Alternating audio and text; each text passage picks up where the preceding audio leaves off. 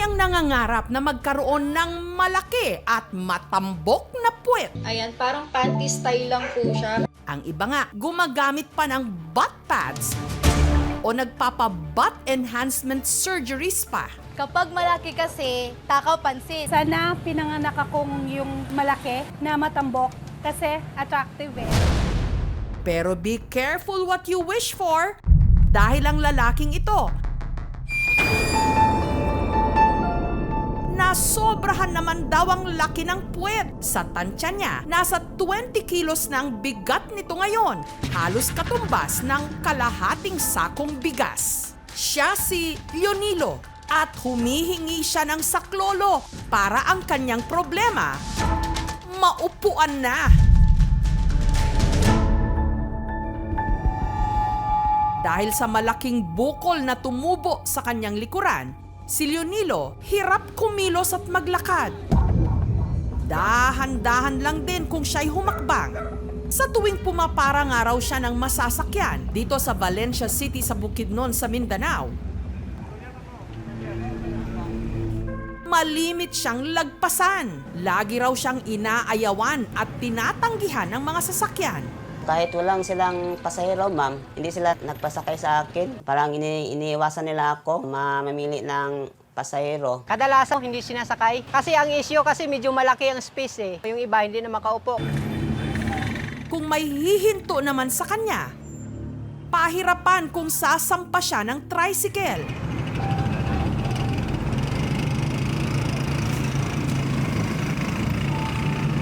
O kung aakyat ng jeep. Ako dili ko katikang, kailangan po ko mo hawid, ma'am, para makaakyat ko. Marami po, ma'am, na nagsasabi sa akin na mukha daw ako na mascot. Sinasabi nila, ma'am, na mukha daw ako ng fast food.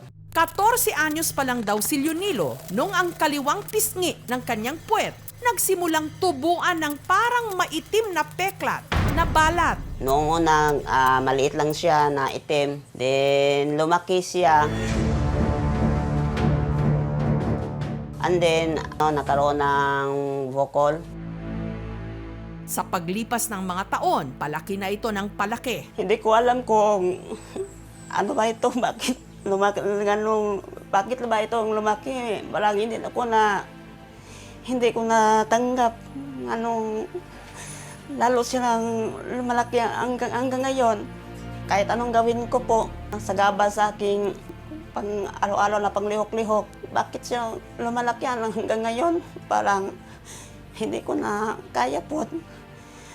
Kasi naapektahan ang aking hanap buhay. Sa pagbabanyo, may sarili siyang diskarte. Ganun po ang posisyon ko, ma'am, kapag mababawasan ako ng dumi. Nakatayo lang. Kasi po, ma'am, hindi ako makaupo dahil sa bukol ko. Sa paghida, ganun pa rin po, ma'am. Hindi ko kasi masyado makahaya, ma'am, ba, na nakahigda. Kasi dahil ng bukol ko, magtakilid ako, mahirapan ko sa aking paggalaw. Dalawa lang ang aking ginagamit ng jogging pan. Ito ang isa, ito ang pangalawa. Every 3 days po, ma'am, nilalabhan ko. Wala na akong break. Si Leonilo, mag-isa ngayong nakatira sa inuupahan niyang bahay. Pinagpasapasahan daw siya ng iba nilang mga kaanak. Nahihiya na ako sa aking mga antiwang ko na doon ako sa ilahan magsasama. Nagsarili ako. Binubuhay niya ang sarili sa pagtitinda. Naiiba ko, ma'am, na dili gyud sila mo palit kay basing hugawan sila sa kuha or unsa kaha. Ang sweldo niya sa kada araw, 200 pesos. Dahil din daw sa kanyang kondisyon, mailap sa kanya maging ang pag-ibig. Katunayan, 5 beses na raw siyang nabasted. Muingon ko sila o kanang sako, kanang yaks, yo, na ako'y panguyaban, dili gyud sila mo sugot. Kaya ingon nila, dili daw may bagay. Masakit ba? Tingin ko walang babae na may in love sa akin. Pakiramdam tuloy ni Leonilo, mag-isa siya sa buhay. Ako na kasi nag-iisa na naghahanap na paano ko matagang aksyon yung bukol ko. Kay ako lang pangayon ni mo man na hugot sa Ginoo nga ako ang pangayon ni mo man na yampo lang ko ni mo man na makabuot nga ako ang plano na maoperahan ko ma. Masing pangampo lang akong pangayon sa mama kung nakadungog ka ha.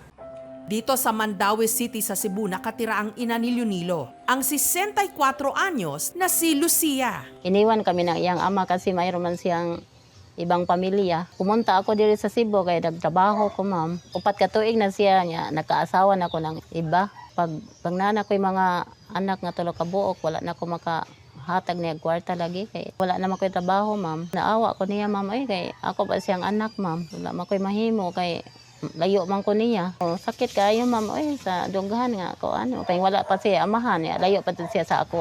Ngop na ako sa pagampo ang sa Ginoo nga. Unta tagan na sig may panglawas. Natatampo lang ako, ma'am. Hanggang ngayon po, kahit ilang Pasko ang nakaraan, ilang birthday ang nakaraan ko, hindi ko kasama ang aking ina dahil sa pangalawang pamilya ng kanyang kinakasama. Minsan po na nagsisilos ako sa aking mga 3 kapatid. Hindi man ako galit. Kung makikita lang ang aking ina, kagaan kasi ang aking ng loob. Dawang Lionel, kanang pasaylo alang ko dong hanga. Wala dyan ko makaatiman nimo, gikan pa sa paggamay nimo. Kung pwede lang unta daw nga makita, di man mahimo kay naaman ko dili sa layo. Taong 2009 nung pinatignan daw si Leonilo sa doktor at ang diagnosis sa kanya, meron siyang neurofibromatosis. Kondisyon kung saan may tumutubong tumor na nakakaapekto sa utak, spinal cord at iba pang bahagi ng katawan. There's a damage in the tumor suppressor gene. Hindi lang sa mukha. It can grow all over the body. It's where kung saan yung nerve, doon din siya papunta.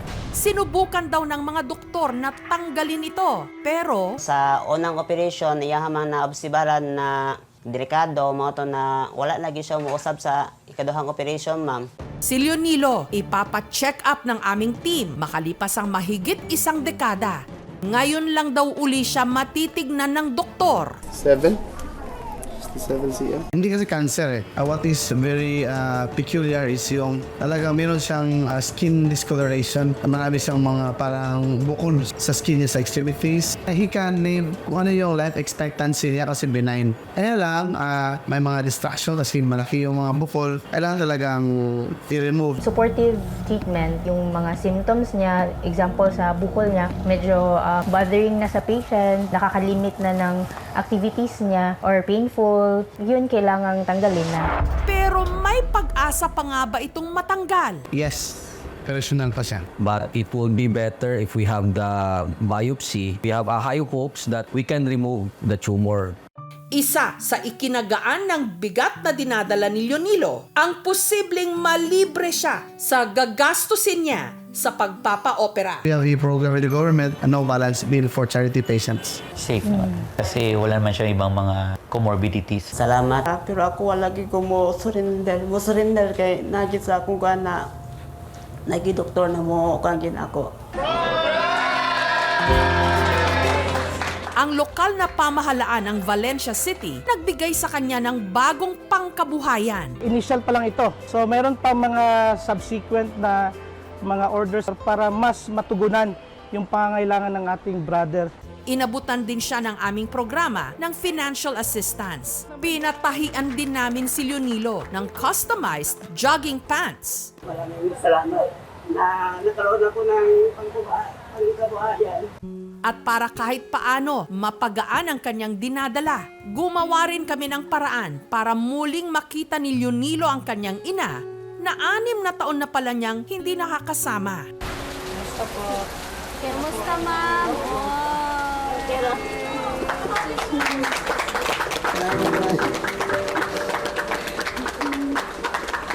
Salamat. At tukirin nga.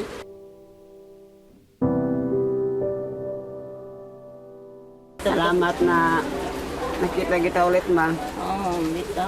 Naman kayo dong nga. Sorry sa kayo dong nga. Wala nang sa tungod sa kapikit sa kwarta. Wala mo ko nagdugot mga ako alang na walang sakit gyapon na walay gikan gamay pa ko ay ginikanan ko okay na wala ko nakuan kay tungod sa ato ang Ginoo wala pa na nagpamagkata nga si Lord po sa kuapon mas kinanay ko wala magya pa nagpasaga si Lord kay daga magyapon mga instrumento na naman sa silula ni mo ato mong kuan.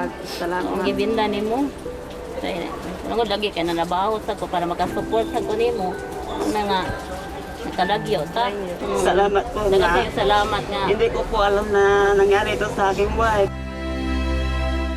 Lahat ng problema dapat inuupuan para hindi na lumala o lumaki pa.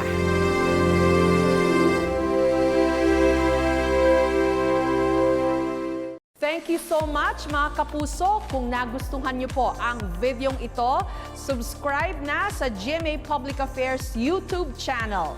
Don't forget to hit the bell button for our latest updates.